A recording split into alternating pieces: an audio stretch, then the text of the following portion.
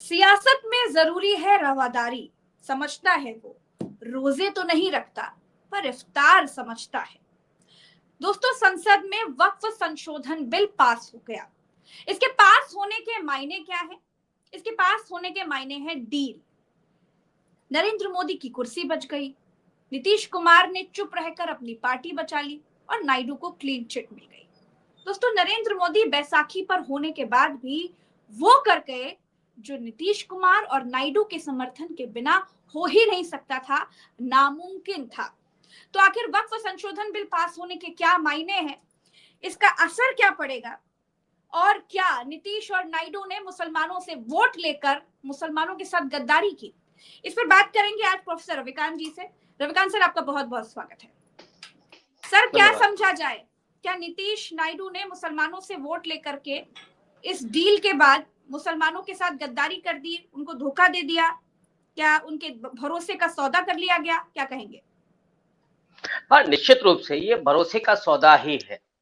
चंद्रबाबू नायडू ने अभी चंद दिन पहले इफ्तार पार्टी में ये खुल करके कहा था कि हम आपकी रक्षा करेंगे, सुरक्षा करेंगे, और वो इशारा था कि वक्फ जो बिल आ रहा है उसकी हम मुखालफत करेंगे। लेकिन वो पलट गए। आधी रात को जो फैसला हुआ उसमें क्या डील हुई ये बाहर तो नहीं आ सकता, लेकिन लोग तो समझ ही रहे। वही हालत नीतीश कुमार की भी है। नीतीश कुमार जो मानसिक रूप से किस दशा में है ये कोई नहीं कह सकता, लेकिन वो इतने झुक जाएंगे, इतने गिर जाएंगे मोदी और शाह के सामने, ये किसी ने सोचा भी नहीं था। नीतीश कुमार वो व्यक्ति है जो उत्तर भारत की सियासत में सामाजिक न्याय की राजनीति करने वाले, जेपी के आंदोलन में शामिल रहे, जिन्होंने छात्र राजनीति से अपना करियर शुरू किया और धर्मनिरपेक्षता को लेकर के लगातार अडिग बने रहे। तब भी जब वो नरेंद्र मोदी के साथ सरकार में रहे, एक अपना विश्वास उन्होंने बनाए रखा। लेकिन मैं समझता हूं कि इस बिल के पारित होने के बाद, पास होने के बाद, इन दोनों लोगों की सियासत अब बेपर्दा हो चुकी है। और आज के बाद इस देश का कोई भी मुसलमान, कोई भी अल्पसंख्यक, यहां तक कि मैं कहूंगा कि दलित और पिछड़ा भी इनके किसी भी वादे पर भरोसा नहीं करेगा, क्योंकि ये जो वादा खिलाफी है वो सिर्फ मुसलमानों के साथ नहीं है प्रज्ञा जी, ये संविधान के साथ है। ये जो कदम है आर्टिकल 25 से लेकर के 30 तक, जो संविधान अधिकार देता है अल्पसंख्यकों को, और बोल अल्पसंख्यक धार्मिक हो, भाषाई हो या नस्लीय हो, उन्हें उनकी संस्कृति, उनके संस्थान, इस सब को संरक्षित करने का अधिकार मिला हुआ है। लेकिन ये जो बिल आया है वो संविधान को एक तरह से खारिज करता है। तो ये सिर्फ मसला मुसलमानों तक सीमित नहीं है। ये जो आप गद्दारी कहें, वादा खिलाफी कहें, इसलिए मैंने कहा कि दलित और पिछड़ों के खिलाफ भी है। क्या भरोसा है कल को आप दलितों के मुद्दे पर आप नरेंद्र मोदी के साथ खड़े हो जाएंगे उसके मुखालफत में? तो इसके बाद मुझे लगता है न बिहार में और न ही आंध्र प्रदेश में एक भी मुसलमान अब इन दोनों लोगों पर कभी भरोसा नहीं कर सकते।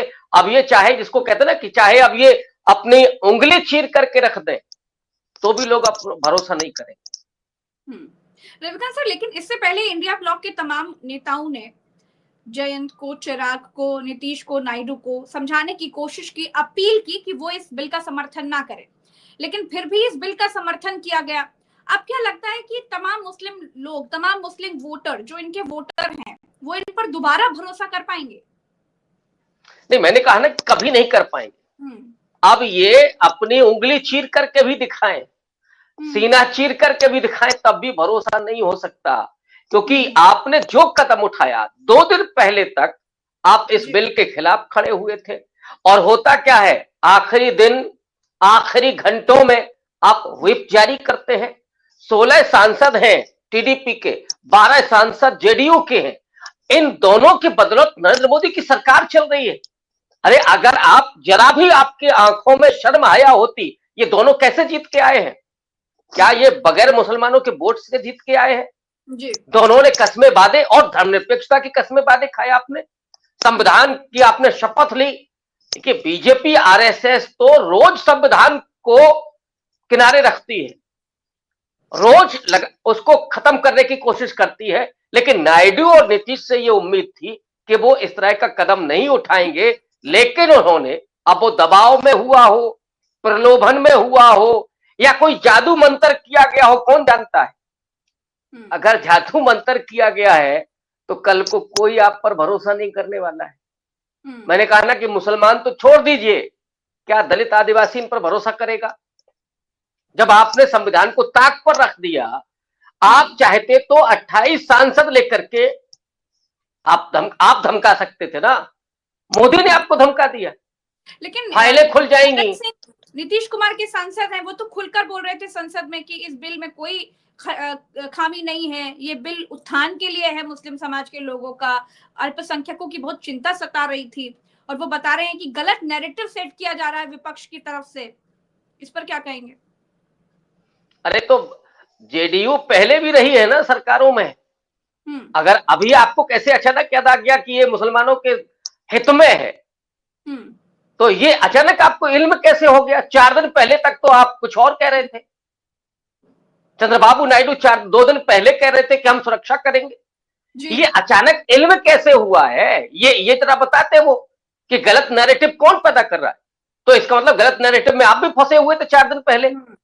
अगर आपको इतना भी नहीं मालूम है तो फिर आप सियासत कैसे कर रहे हैं? दरअसल ये बीजेपी की भाषा है जी। और ये सीधे दिखाता है कि ये दोनों ही पार्टियां, बल्कि उसमें चिराग पासवान में जयंत चौधरी, ये पूरे तरीके से हाईजैक हो चुके हैं। अब कौन सा डर इनको बिठाया गया है या कौन सा प्रलोभन इनको दिया गया है, ये मैं नहीं कह सकता, लेकिन ये जरूर है कि ये भारतीय जनता पार्टी के गिरफ्त में पूरे तरीके से आ चुके हैं और इनकी हिम्मत नहीं है कि अब ये संविधान की रक्षा कर सकें, अब ये मुसलमानों को आश्वस्त कर सके, उनके अधिकारों के संरक्षण के लिए खड़े हो सके। और इसलिए मैं कह रहा हूं कि आज के बाद कोई भी मुसलमान इन पर कभी भरोसा नहीं करेगा। ये कुछ भी कहते रहे, अरे बता दें जरा कि क्या फायदा है इससे मुसलमानों को, और अभी तक क्या नुकसान हो रहा था 75 साल में, क्या नुकसान हुआ है। बीजेपी को ये जो चिंता सता रही है, बीजेपी संसद में इतना अल्पसंख्यकों की हितैषी बन रही थी, लेकिन एक सवाल ये भी है कि इस वक्फ बिल में कहा गया है कि वक्फ बोर्ड में जो है 3-4 गैर मुस्लिम लोग होंगे, जज होंगे, मोदी जी के नौकरशाह होंगे। तो अगर वक्फ बोर्ड में गैर मुसलमान या हिंदू हो सकते हैं, तो राम मंदिर ट्रस्ट में या फिर श्राइन बोर्डों में कोई मुसलमान क्यों नहीं रख पाते? ये बिल्कुल होना चाहिए। आप चले आए, जितने भी बड़े बड़े मंदिर हैं जहां पर ट्रस्ट है उसमें भी होना चाहिए। इमरान मसूद ने तो कहा कि मैं तो राम का वंशज हूं, मुझे श्री राम ट्रस्ट में शामिल करिए। अरे श्री राम ट्रस्ट में कोई महिला भी नहीं है जी, कोई महिला नहीं, एक दलित नाम मात्र के लिए, वो भी गुजर गए, अब उसमें एक भी ओबीसी नहीं जी, मुसलमान तो दूर की बात है। तो अगर आप मुस्लिम वक्फ बोर्ड में और लोगों को शामिल कर सकते हैं तो जाहिर तौर पर दूसरे, अभी तो सिखों का मामला आएगा ना, तो वहां पे भी करेंगे, बुद्धिस्टों का मामला आएगा वहां पे भी करेंगे। तो ये सीधे तौर पर संविधान की अवहेलना है। संविधान को ताक पर रख करके ये लाया जा रहा है केवल मुसलमानों को डराने के लिए, उनको कमजोर करने के लिए। और ये सावरकरवादी वही एजेंडा है कि मुसलमानों को दोयम दर्जे का नागरिक बना दिया जाए। लेकिन ये भूल रहे हैं कि इस देश में 18-20 करोड़ मुसलमान हैं। कहां आप हिंद महासागर में ले जाकर के ढकेल देंगे, क्या करेंगे? ये देश कितना तरक्की से चल रहा था, सुकून से चल रहा था, आप रोज आग लगाने पर तो नहीं हुए। अगर कल को कोई अनरेस्ट पैदा होगा तो इसकी जिम्मेदारी किसकी होगी? नीतीश कुमार जिम्मेदारी लेंगे कि चंद्रबाबू नायडू लेंगे कि जीतन राम मांझी लेंगे कि चिराग पासवान लेंगे या अमित शाह नरेंद्र मोदी की जिम्मेदारी होगी? भाई यही जो आया बिल, इस बिल में क्या मुस्लिम संगठनों से सलाह मशवरा किया गया? ऐसे ही आप सीए एनआरसी लेकर के आ गए थे, क्या हुआ इस देश में फिर? क्या संघर्षों से, आंदोलनों से देश तरक्की के रास्ते पर जाता है या व्यवधान पैदा होता है? ये जो आप कर रहे हैं, मुसलमानों को रोज डराने का काम कर रहे हैं, रोज प्रताड़ित करने का काम कर रहे हैं, उनको आर्थिक रूप से पराधीन बनाने का काम कर रहे हैं, इससे मिलेगा किससे, हासिल क्या होगा? देश के 18 करोड़ लोगों को या दलितों को भी मिला लें, आप देश के 36-40 करोड़ लोगों को अपाहिज बना करके रखेंगे तो क्या ये देश तरक्की कर सकेगा? देश तरक्की कर सकता है क्या? नहीं कर सकता। लेकिन आपको तो आपका तो हिंदुत्व टिका ही इस पर है। सावरकर ने कहा कि जो गैर हिंदू, जो ईसाई हैं, जिनके पुण्य भूमि बाहर है इस देश के, उन्हें दोयम दर्जे का नागरिक बनाया जाना चाहिए। आपका सारा राष्ट्रवाद, आपकी सारी राजनीति एंटी मुस्लिम है। ये वो पार्टी कह रही है कि हम मुसलमानों के हित में काम कर रहे हैं, जिसने कोई भी एक टिकट तक नहीं दिया, ना विधानसभा ना लोकसभा में किसी मुसलमान को टिकट तक नहीं दिया। खुलेआम मुसलमानों के खिलाफ आप चुनाव प्रचार करते हैं और मोदी जी करते हैं। शमशान कब्रिस्तान से लेकर के वो कौन क्या ले, भैंस छीन ले जाएगा, मंगलसूत्र ले जाएगा। प्रज्ञा जी, अगर ये प्रधानमंत्री की भाषा कोई दूसरे देश का व्यक्ति सुने तो वो क्या कहेगा? मुझे तो कई बार ये शर्म आती है। नरेंद्र मोदी कोई छुटभइये नेता नहीं है। बिल्कुल सही बात है। अमित शाह कोई गृह मंत्री है इस देश के। लेकिन आप बोल रहे हैं कि साहब हम तो मुसलमानों के हितैषी हैं, इसलिए बिल लेकर के आए हैं। तो जरा हमसे भी पूछ लीजिए। उत्थान की बहुत चिंता है भाजपा को। हाँ, आजकल हिंदुओं के उत्थान की चिंता नहीं है। हिंदुओं के हाथों में तलवारें दे दी हैं कि आप डांस करिए मस्जिदों के सामने। ये हिंदुओं का उत्थान हो रहा है। अच्छा, एक बात बताइएगा रविकांत सर, कि हिंदुओं का उत्थान करने के लिए भाजपा सरकार आई, लोगों ने वोट दिया, लेकिन अब उस पार्टी को मुस्लिमों के उत्थान की बड़ी चिंता हो गई है। तो क्या इससे ये नैरेटिव बनाने की कोशिश की जा रही है कि देखो हिंदुओं, हमने जो है मुसलमानों की चूड़ी टाइट करके रखी है? क्या कहेंगे आप इस पर? मतलब ये हिंदू वही है पार्टी है, ये मुस्लिमों के उत्थान की चिंता क्यों इतना कर रही है? देखिए, भक्त मंडली को मालूम है, वो भले वो ये मुसलमानों के उत्थान की बात केवल इसलिए की जा रही है ताकि वो बहस में इंक्लूड हो और ये दिखाया जा सके कि नहीं देखिए हम तो मुसलमानों के खिलाफ तो कोई काम कर नहीं रहे। अभी इंटरनेशनल लेवल पर भी आपको जवाब देना रहता है। अचानक सौगाते मोदी आ गई। माने जो योगी आदित्यनाथ कह रहे थे कि उर्दू कठमुल्लों की भाषा है, उसी उर्दू में सौगाते मोदी भेज रहे थे मोदी जी 30 लाख लोगों को। और यहां लोग व्यापार करें तो दुकानें जलाई जा रही हैं, दंगों में मुसलमानों को हताहत किया जा रहा है, उनको कमजोर किया जा रहा है और न्याय भी नहीं मिल रहा है। तो आप जो दिखा रहे हैं कि हम मुसलमानों का हित कर रहे हैं, असल में भक्त मंडली जानती है कि मुसलमानों की चूड़ी टाइट हो रही है, लेकिन वो जो भक्त हैं, वो जो सो कॉल्ड हिंदू है, हिंदुत्ववादी हिंदू है, उनको रोजगार नहीं मिल रहा है। जैसे नोटबंदी में दिखाया गया था ना, गरीबों से कहा गया कि अरे भाई तुम्हारी साइकिल पंचर हुई तो क्या हुआ, अब इनकी तो गाड़ी चली गई। अब तो मध्य प्रदेश में बेरोजगार शब्द भी हट गया, अब तो आकांक्षी। हाँ, अब आकांक्षी शब्द यही होगा। खत्म हो गई सर, बेरोजगारी खत्म हो गई। नाम बदलिए, काम खत्म करिए। नाम बदलिए और काम खत्म करिए। जिसको बचाना होगा बलात्कारी को, उसको कुछ और कह दिया जाएगा, ये बलात्कारी नहीं है। मर्डरर का भी चेंज हो जाएगा जिसको बचाना रहेगा। तो आप कहां लेकर के जा रहे हैं देश को जी? और ये बहुत भयानक है। ये सिर्फ एक मुसलमानों का मामला नहीं है, ये बहुत भयावह है। हमारे देश का अगर एक भी समुदाय ये महसूस करता है कि हमें कहीं प्रताड़ित किया जा रहा है, हमारे साथ अन्याय हो रहा है, तो इससे देश कमजोर होता है। अब ये भक्त मंडली को कौन समझाए? उनको तो लगता है कि हमको घर बैठे कुछ मिल रहा है और हमारी सारी ऊर्जा निकल रही है कि मस्जिद के सामने हमने जय श्री राम बोल दिया, इससे ही हमारा पूरा हिंदुत्व जाग रहा है। तो उनको कुछ कोई नहीं समझा सकता। ये बहुत निकम्मे किस्म के लोग हैं, बहुत अज्ञानी किस्म के लोग, इनको कोई विवेक नहीं। उसका पूरा फायदा बीजेपी के वो शातिर नेता उठा रहे हैं।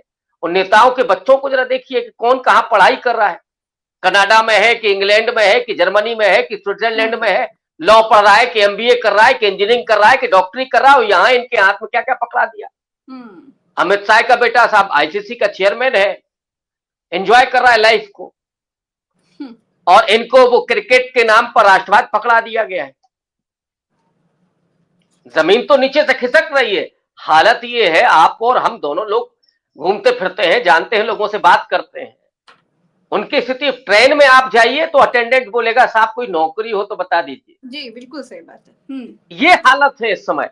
और जरा पूछ लीजिए उनका क्या नाम है, वो हिंदू है कि मुसलमान है कि कौन है। तो असल में हालत खराब तो हिंदुओं की है, जो जो पार्टी कर रही है। इनके हाथ में केवल नफरत और हथियार पकड़ा दिए, इतनी घृणा पैदा कर दी है। भाजपा सरकार ने पहले सरकारी कंपनियां बेची, फिर शत्रु संपत्तियां बेच डाली, अब वक्फ बिल में भी, वक्फ बोर्ड में भी अपने लोग घुसा दिए हैं। तो एक बात और है कि भाजपा ने संसद में यह भी कहा कि इससे पैसे कैसे कमाए जाएंगे, पैसे कैसे बनाए जाएंगे, इसके सुझाव भी मांगेंगे। तो क्या ये समझा जाए कि वक्फ की संपत्तियां भी सेल में लगा दी जाएंगी? बिल्कुल, मोदी जी के पास कोई इकोनॉमिक विजन है ही नहीं जी। आप देखिए आरबीआई में कितने गवर्नर थे, निकल करके चले गए। वहां कोई सलाह नहीं दे सकता। मोदी जी ने कहा कि नोटबंदी करना है तो करना है साहब, आरबीआई का गवर्नर नहीं कहेगा। अगर आप मना कर रहे हैं तो आप निकलिए, बाहर जाइए। केवल विश्वगुरु बनेगा, कैसे बनेगा ये पता ही नहीं है। अब इधर उन्हें मालूम है कि हमें केवल चुनाव जीतना है, वो सत्ता में रहना है। उसके लिए फंड कौन कर रहा है? अंबानी और अडानी फंड कर रहे हैं। तो अंबानी और अडानी को कैसे पैसा कमाया जाएगा, उनको चाहिए, वो नहीं मानने वाले हैं। उनको एयरपोर्ट दे दिए, उनको रेलवे स्टेशन दे दिए, क्या क्या नहीं, तमाम नवरत्न कंपनियां दे दी जी। तो आप केवल सरकार चलाएंगे। यहां लोगों पर इनकम टैक्स कितना, जीएसटी कितना, लोग माचिस पर टैक्स दे रहे हैं, अब बिस्किट पर टैक्स दे रहे हैं। ये गरीबों की मैं बात कर रहा हूं। रेस्टोरेंट में जाएंगे आप ट्रेन में सफर करेंगे, हवाई जहाज में सफर करेंगे, कितना टैक्स आप दे रहे हैं। और जो साहब बड़े बड़े व्यापारी हैं, और खास करके अंबानी अडानी जैसे लोग, वो क्या कर रहे हैं? उनका देखिए कोई जंगल खरीद के बैठा हुआ है। इस देश में कभी सुना था आपने कि जंगल किसी के पास हो? अंबानी साहब ने बेटे को गिफ्ट कर दिया। ये है मोदी जी का भारत। और भक्त मंडली झुंझुना बजा रही है, उनको लग रहा है कि साहब देश विश्वगुरु बन रहा है। नहीं, भक्त अडानी साहब दुनिया के दूसरे नंबर के अमीर हो गए। मोदी जी है तो मुमकिन है, मोदी है तो मुमकिन है, बस उसके अलावा कुछ सीखे ही नहीं है। वो दिन भर व्हाट्सएप यूनिवर्सिटी से उनके भीतर बड़ी एक अजब चीज देखने को मिली। हालांकि बिना नायडू और बिना नीतीश कुमार के समर्थन में ये नामुमकिन था बिल का पास हो जाना, लेकिन नीतीश कुमार का भी समर्थन था, नायडू का भी समर्थन था। लेकिन ललन सिंह जो नीतीश कुमार के सांसद हैं, वो जब वक्फ बिल पर बोलने के लिए खड़े हुए तो शुरू से अंत तक सिर्फ मोदी मोदी मोदी मोदी मोदी मोदी करते रहे, मोदी पुराण सुनाते रहे। हालांकि उनको कहना तो ये चाहिए था कि उनके नेता नीतीश कुमार ने कितना समर्थन दिया, इससे क्या फायदा होगा, लेकिन उन्होंने एक बार भी नीतीश कुमार का नाम नहीं लिया। इससे इसको क्या समझा जाए सर? देखिए, नीतीश कुमार को अंदर से उनकी पार्टी को खोखला किया जा चुका है। उनके जो सिपाही सालार थे वो अमित शाह जी अपनी तरफ खींच चुके हैं। अब मैं उन शब्दों का इस्तेमाल नहीं करूंगा, वो कुल मिलाकर के वहां से तोड़ चुके हैं। लल्लन सिंह का पूरा भाषण ये बताता है कि अब उनकी प्रतिबद्धता नीतीश कुमार में नहीं है, नरेंद्र मोदी में। आप ये कह सकते हैं कि साहब वो देश के प्रधानमंत्री हैं, लेकिन देश के प्रधानमंत्री तो सबके लिए हैं।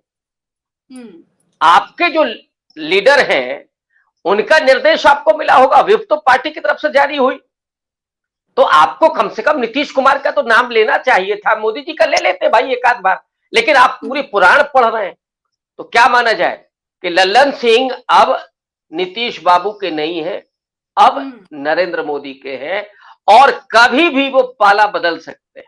ये सीधे नीतीश कुमार को आईना दिखाया जा रहा है। इसके बावजूद अगर नीतीश कुमार ने चुप रह करके अपनी पार्टी बचाई है कि पार्टी का नहीं, पार्टी तो जा ही नहीं है।